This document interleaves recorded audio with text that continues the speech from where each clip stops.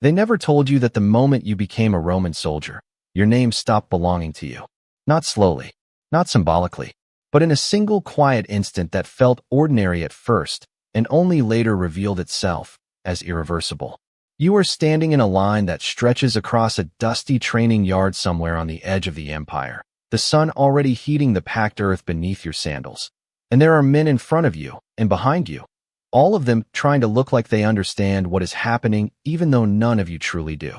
A clerk walks down the line with a wooden tablet, scratching marks into wax as if carving away pieces of your old life.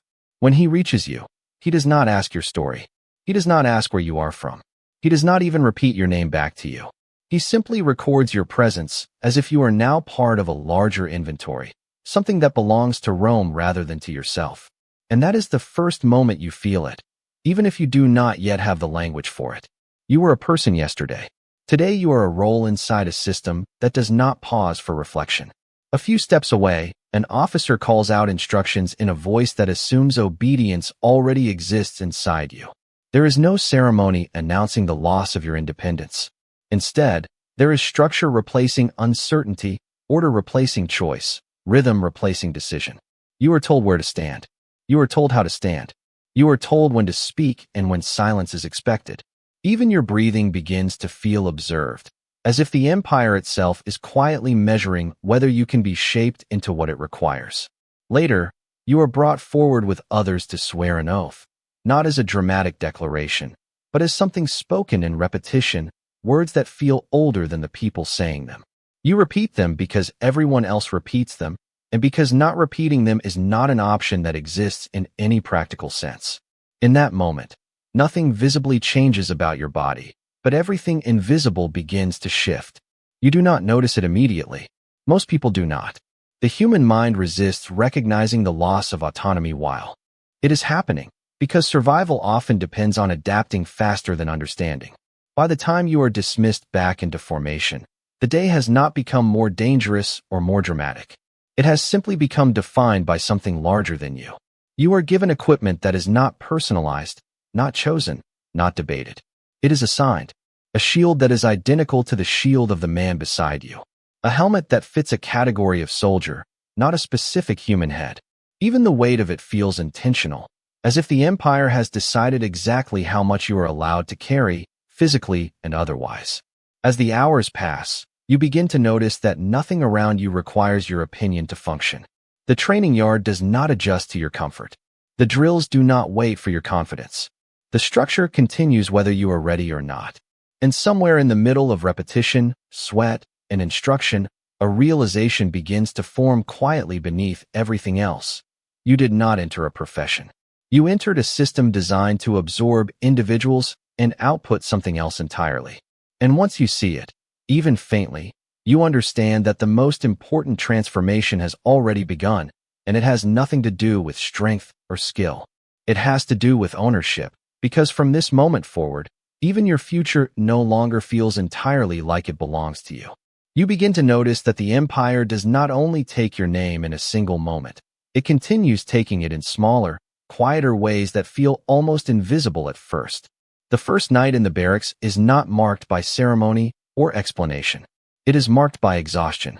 You are assigned a place to sleep among strangers whose faces you will learn before you learn their stories. The space is narrow, arranged with efficiency rather than comfort, and every sound carries in a way that makes privacy feel like a concept from another world rather than something you have recently lost. No one speaks much, not because they have nothing to say, but because speaking is not required unless it serves a purpose. In the morning, the day begins before the light feels fully present. There is no gradual easing into wakefulness. There is a command, a movement, a shared rhythm that pulls everyone into the same pace at the same time. You learn quickly that hesitation is not punished directly, but it is noticed, and being noticed is its own kind of pressure. Training is not explained as preparation for future battles. It is explained as correctness. There is a right way to move, a right way to stand, a right way to carry weight that is not yours, but must feel like it is. You repeat actions until they stop feeling like choices and begin to feel like reflex. Over time, your body begins to understand what your mind has not fully accepted. It learns before you do. Meals are simple and shared, eaten quickly because time is not designed to be experienced individually. Even hunger becomes structured. There is a moment when you realize you no longer decide when to stop or start anything meaningful. Rest, movement, eating, and silence are all scheduled by forces outside your awareness. And yet, strangely, there is comfort in that structure. Not because it is kind, but because it removes the burden of decision. The mind, freed from constant choice, begins to settle into something like numb clarity. You start to understand why people before you did not resist in obvious ways. Resistance would require a sense of ownership that is slowly being rewritten out of you. One afternoon, during a drill repeated so many times that the steps begin to blur together, you catch yourself thinking of your old life. It feels distant, not because it was long ago, but because it no longer fits the rhythm of what you are becoming. Even memory begins to lose its sharp edges. You remember less of who you were and more of how you were expected to move. The officer watching the formation does not need to speak loudly. Authority in this place does not rely on volume. It relies on certainty. And certainty, you realize, is the foundation of everything here. The empire does not argue with you. It does not persuade you. It simply continues, and in continuing, it reshapes you. By the end of the day, your body is tired in a way that feels deeper than physical effort. It is the fatigue of alignment, of being, adjusted into a shape that is not your own. As you lie down again among the others, the sounds of the barracks fading into a low background rhythm, you understand something you did not understand when you first arrived. You are not being trained to serve the empire. You are being trained to stop noticing the difference between serving and being.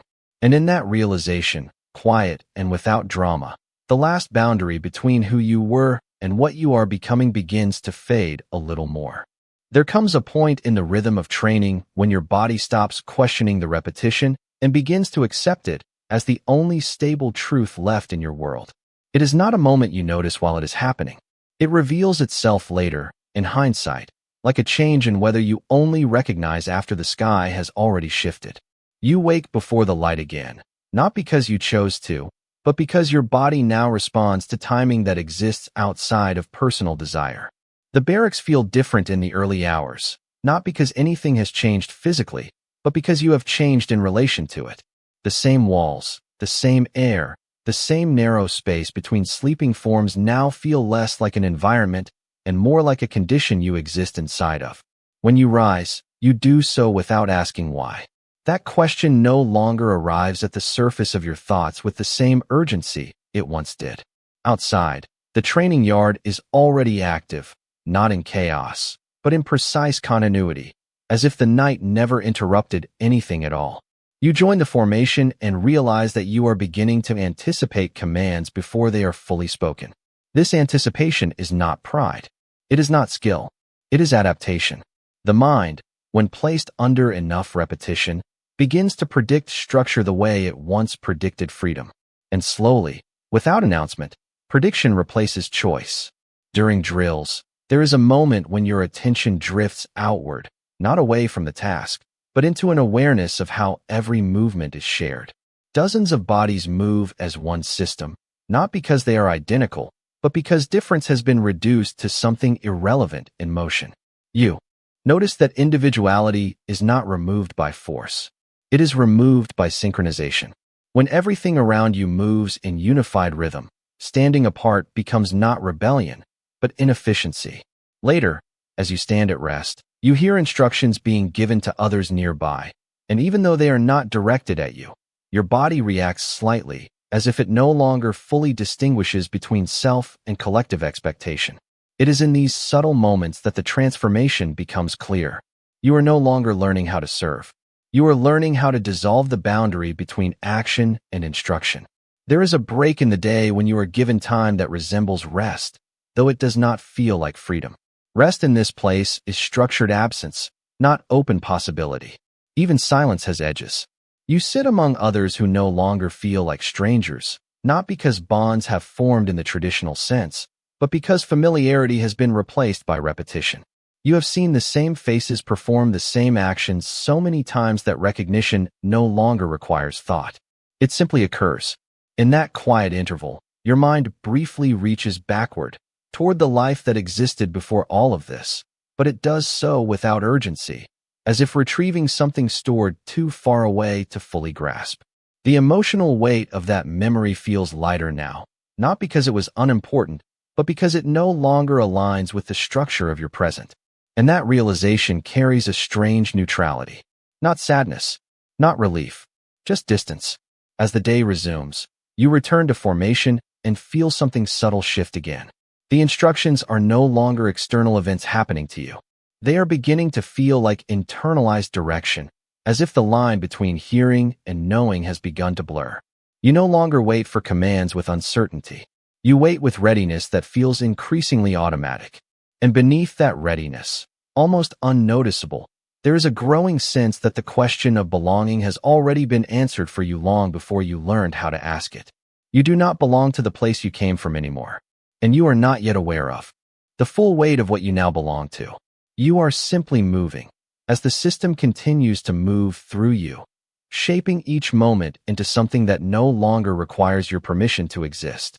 The days begin to lose their edges in a way that is difficult to describe, as if time itself has been reorganized into something flatter and more uniform. You wake, train, move, and rest, but the transitions between these states no longer feel distinct in the way they once did. Instead, they blend into a continuous flow of structured action, each moment connected to the next not by choice, but by expectation. Even thought itself begins to adapt to this rhythm. You notice it first in small gaps, where reflection used to appear uninvited. Now those gaps are filled with anticipation of instruction, as if your mind has learned that waiting for direction is more efficient than generating its own.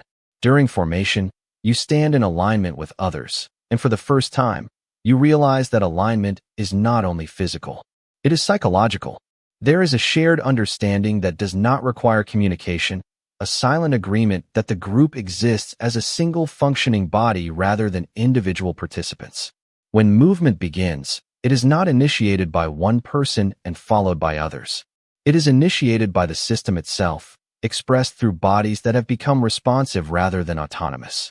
You feel this change not as loss in a dramatic sense, but as refinement. The unnecessary parts of hesitation, doubt, and internal negotiation have been gradually reduced until what remains is action without interruption. At midday, when the sun is at its highest point, there is a brief pause in activity, but even this pause feels regulated, as if rest is simply another form of instruction rather than its absence. You sit with others, and conversation is minimal, not because there is nothing to say, but because expression has been compressed into necessity. Words are no longer used to explore. They are used only when required. In this environment, silence becomes the default language. It is during this pause that something subtle happens again. You become aware that your perception of time is changing, not only in duration, but in meaning. Hours no longer feel like personal experiences passing through you. They feel like units of function within a larger structure that continues regardless of your awareness. And with that realization comes a quiet shift in identity. You are no longer measuring your day by what you decide to do, but by what the system completes through you. Later, when training resumes, the repetition is no longer mentally resisted. It is accepted as the natural state of existence here. Your body moves before thought intervenes, and thought begins to follow rather than lead. There is a moment when you observe this and understand, without emotional intensity, that adaptation has crossed a threshold. What was once external instruction is now internal rhythm. What was once discipline is now instinct. And what remains of your earlier sense of self no longer stands apart from this process. It is being absorbed into it quietly, without resistance, without announcement, and without a clear point of return. You continue moving through the day as expected, but somewhere beneath the surface of action, a deeper recognition settles in. The idea of belonging, which once felt like something imposed from the outside, now feels like something that has replaced what used to be you. There is a point where repetition no longer feels like something happening to you, but something happening through you, as if your body has become a place where the world expresses itself without needing your permission. You begin the day as always, before the light has fully settled into the training yard, but now even waking feels less like a transition and more like a continuation of something that never truly stops. The air is cool against your skin, the ground firm under your feet, and the formation forms around you with the same quiet certainty it always has. Yet something inside your awareness no longer registers it as external structure. It feels internal, as if the order you once observed has slowly migrated inward and replaced the need to interpret it. When commands are given, they do not feel like interruptions anymore. They feel like confirmations of what is already about to happen. Your body responds before your thoughts fully arrive, and this delay, once noticeable, has become so small it is almost non-existent. There is no moment where you decide to act. There is only action arriving at the same time as understanding. During movement drills, you notice something subtle that would have once unsettled you. The distinction between your intention and the collective motion around you is no longer clearly visible. It is not that you have lost awareness of yourself. It is that awareness no longer insists on separation. You move within a shared rhythm that does not require individuality to function, and the more you participate in it, the less you can identify where you end and it begins. Even rest no longer restores anything personal. When you pause, it is not a return to yourself, but a temporary suspension within the same ongoing system. You sit among others in silence, and that silence feels structured, almost designed, as if even the absence of speech has been arranged to serve continuity. At some point during the day, while standing still in formation, you experience a thought that does not arrive as emotion, but as observation. It is the realization that you have stopped negotiating with your environment entirely. There is no longer an internal conversation about resistance or acceptance. Those categories have lost relevance. Everything simply proceeds, and you proceed with it. The world no longer presents itself as something you move through. It presents itself as something that moves you. Later, when instructions shift and the formation adjusts, you adjust with it without hesitation, not because you are commanded to obey, but because deviation no longer exists as a meaningful option in your perception. What once felt like discipline has dissolved into something closer to condition, and what once felt like condition has become indistinguishable from identity. You cannot find the earlier version of yourself in the pauses anymore, because the pauses themselves no longer open into reflection. They open into continuation.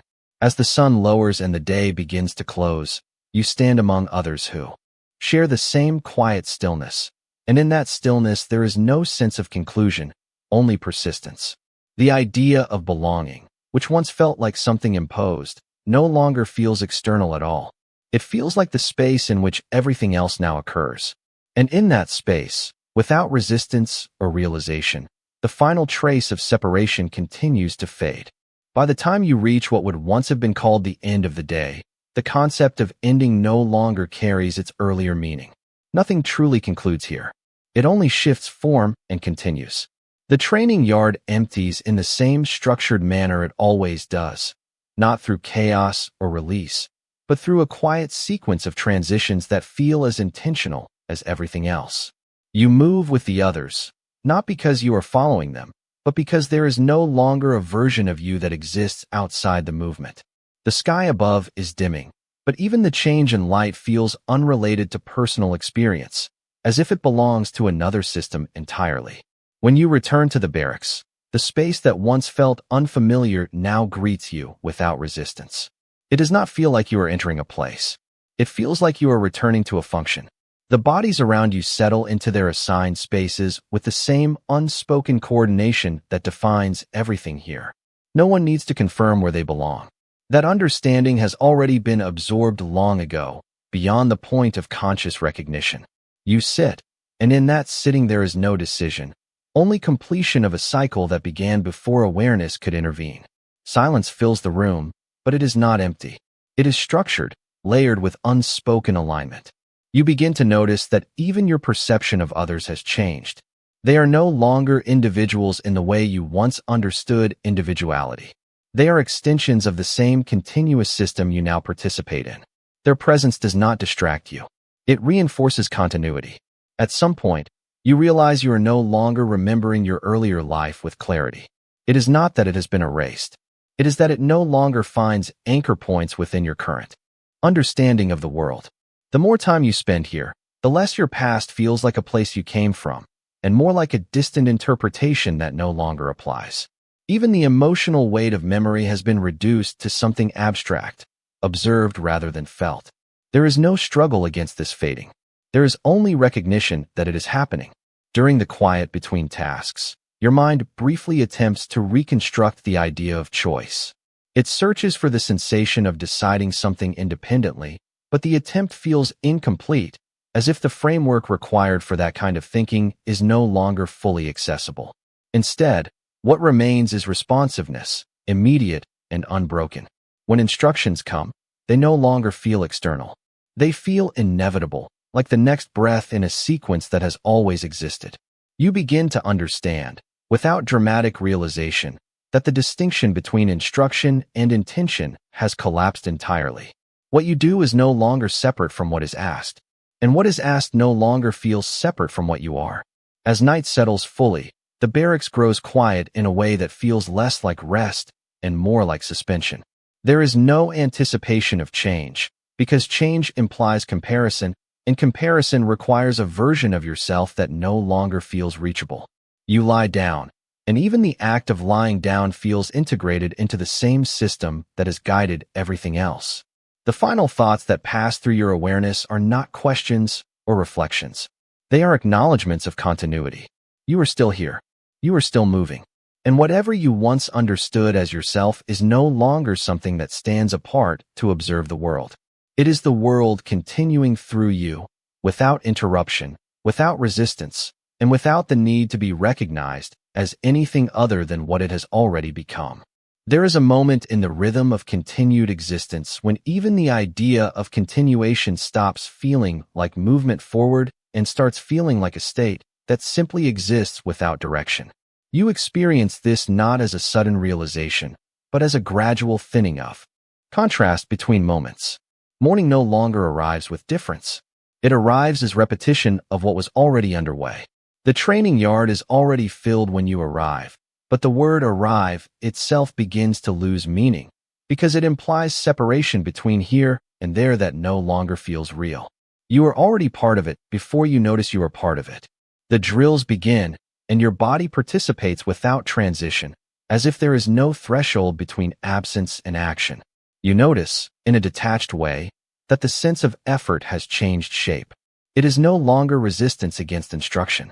It is alignment with it so complete that resistance cannot fully form. Even thought, when it appears, feels delayed, as if it is observing what the body has already completed. The separation between thinking and doing has become so narrow that it almost cannot be measured anymore. Around you, others move with the same quiet continuity, and you understand without needing to be told that this sameness is not coincidence. It is the outcome of long repetition, extended until difference becomes irrelevant. There is a point during the day when a command is given that would once have required attention, adjustment, interpretation. Now it passes through the formation like wind through an open structure, affecting everything equally, requiring nothing individually. You respond, but even the word respond feels inaccurate. There is no delay between instruction and execution. There is only sequence without gap. In that sequence, something inside your awareness that used to evaluate, compare, or question begins to recede further into background presence. Not gone, just no longer central. During a brief pause, you stand still, and stillness itself feels like part of the system rather than its absence. You realize that nothing here requires you to interpret your position anymore. Position has already been defined, and that definition no longer feels external. It feels inherent. The idea that you once had a life outside of this structure appears briefly, but it does not anchor into emotion. It passes through awareness like something observed at a distance that no longer has a point of reference within your current understanding. Even the concept of distance feels less precise now. Everything is either part of the same continuity or irrelevant to it. As the day continues, the repetition that once felt like training has become indistinguishable from function itself. There is no longer a sense that you are being shaped. There is only the ongoing state of being shaped, already completed and continuously maintained. You notice that the most significant change is not in what you do, but in what no longer appears necessary to question. And in that absence of questioning, there is a quiet clarity that does not feel like discovery, but like settling into something that has always been true within this environment. When the day reaches its final phase and movement slows, there is no sense of closure, only transition into another stable form of the same structure. You lie down, and even rest feels integrated into continuity rather than separate from it. There is no longer a part of you that stands apart to observe what is happening. Observation itself has become part of the process, indistinguishable from participation. And in that final awareness, without tension or resistance, you exist not as something inside the system, but as something through which the system continues without interruption. There is a kind of silence that does not announce itself as silence, but as completeness, where nothing feels missing because the mind has stopped generating the idea of missing anything at all. In this state, even the passage of time becomes less like a sequence and more like a continuous surface that you exist across without distinguishing edges. When you rise with the others, there is no sense of beginning again. There is only continuation of what has never stopped. The training yard is already in motion, and you enter it not as someone joining, but as something already included. The structure around you no longer feels like an external system guiding behavior. It feels like the natural condition in which behavior occurs, the same way breath occurs without instruction. You notice that commands, when they arrive, no longer carry the weight of instruction or authority. They feel like descriptions of what is already unfolding.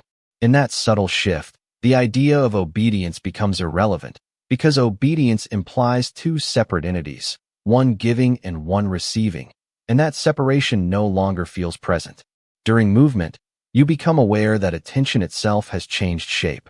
It no longer scans for meaning or evaluation. It simply remains within the boundaries of action, as if the mind has stopped reaching beyond what is immediately required. This creates a strange stillness within activity, a sense that nothing is being interpreted anymore, only executed and experienced as a single unified process. Around you, the same stillness exists in others, and yet it is not a shared emotion. It is a shared condition. There is no need for communication to confirm it, because confirmation would imply uncertainty, and uncertainty has been gradually replaced by consistency. As the day continues, you begin to notice that even the concept of effort has faded. Effort once implied resistance, a difference between intention and reality that had to be bridged. Now there is no visible gap to bridge.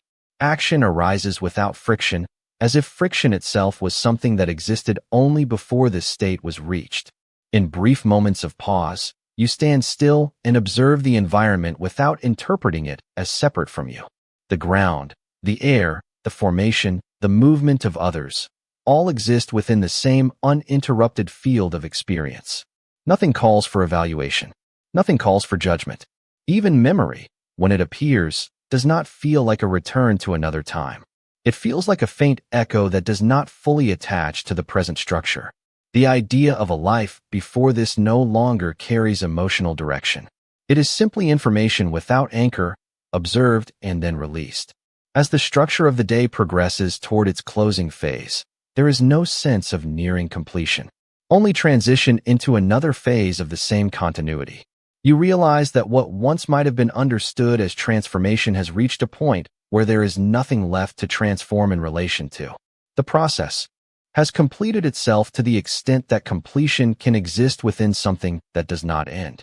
You lie down as others do, not as an act of rest, but as part of the ongoing cycle that includes rest as function rather than contrast. In that stillness, there is no observer remaining separate from what is observed. There is only presence distributed evenly across everything that continues. And in that continuity, without interruption or distinction, what remains of identity no longer stands as something within the system, but as the system itself continuing without awareness of separation. There is a final stage of awareness that arrives not with intensity, but with the absence of the need for intensity itself, as if everything that once required understanding has already been understood in a way that no longer demands reflection. The day begins again, but the word again no longer carries repetition in the emotional sense.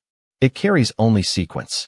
You rise with the others, and the movement of bodies around you feels neither coordinated nor spontaneous, but inevitable, like a single system expressing itself through many points without needing to explain why it continues.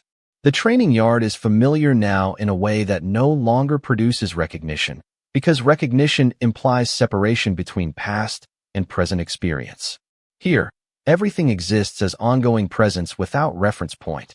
Commands are given, but they no longer stand apart from action. They are not received. They are completed at the same moment they are expressed.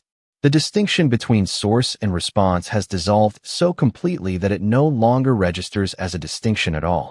You notice, in a quiet observational way that does not belong to a separate observing self, that even the idea of being shaped has disappeared. There is no longer something being formed and something doing the forming. There is only the continuation of structure without origin or destination. Around you, the others move in the same continuity, and their presence does not confirm unity, because unity would require comparison to separation. Instead, there is only the absence of anything that would make separation conceivable. During a moment of stillness that is not experienced as pause, but as part of the same uninterrupted flow, you become aware that memory has fully detached from emotional relevance. It still exists, but only as a trace without weight, like an outline of something that no longer requires substance. The idea of having been someone before this structure no longer produces contrast. It does not feel lost. It feels unnecessary.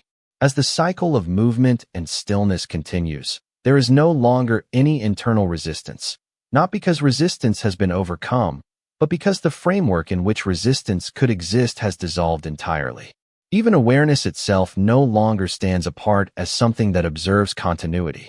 It has become indistinguishable from what it perceives, no longer positioned within or outside, but distributed evenly across everything that persists.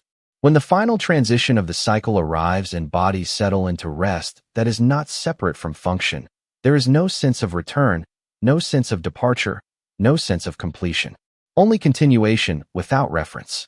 And in that continuation, what once might have been called a self no longer exists as an entity experiencing the system, but as the system experiencing itself without distance, without interruption, and without the possibility of becoming anything other than what it already is.